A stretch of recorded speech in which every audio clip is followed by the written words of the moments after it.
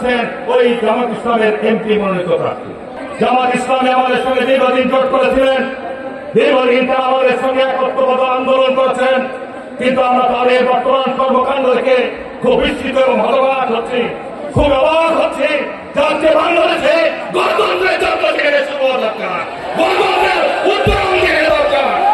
সেখানে কখন বলছেন পেঁয়াজ চাই, কখন বলছেন আগে গণভোট চাই, এই করে আজকের বর্তমান যে গণতন্ত্রের উত্তরণের পথকে আজকে পিচ্ছিল করছেন, আজকে গণতন্ত্রের উত্তরণের জায়গাকে আপনারা সংকটাপন্ন করছেন।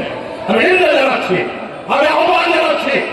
আজকে জামাত ইসলামের যারা ইসলামী বক্তা রয়েছেন, জামাত ইসলামের যারা আজকে রাজনৈতিক বক্তব্য দিচ্ছেন, তাদের প্রতি আমার বিশেষ আহ্বান, যাতে এই জায়গার মধ্যে ক্ষেত্রে আপনাদেরকে আরো সতর্কতা অবলম্বন করা দরকার। কারণ আপনারা আজকে যখন মন্দিরও যাচ্ছেন, মসজিদও যাচ্ছেন, মন্দির প্রদর্শনের সময় বলছেন পূজা এবং রোজা মুদ্রার এপিকরপি। মনে রাখতে হবে, পূজা হচ্ছে শয়তানের ইবাদত আর রোজা হচ্ছে আল্লাহর ইবাদত।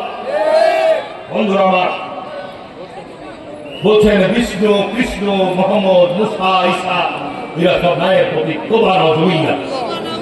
নবী রাসূলের সঙ্গে বিষ্ণু কৃষ্ণকে তারা আজকে তুলনা করছেন ওই জামাত ইসলামের এমপি মনোনীত প্রার্থী। তারা একটা ভোটের জন্য হিন্দু সম্মেলনীকে বলছে হরি হরি হরি বল, দাড়ি পাল্লা টেনে তোল।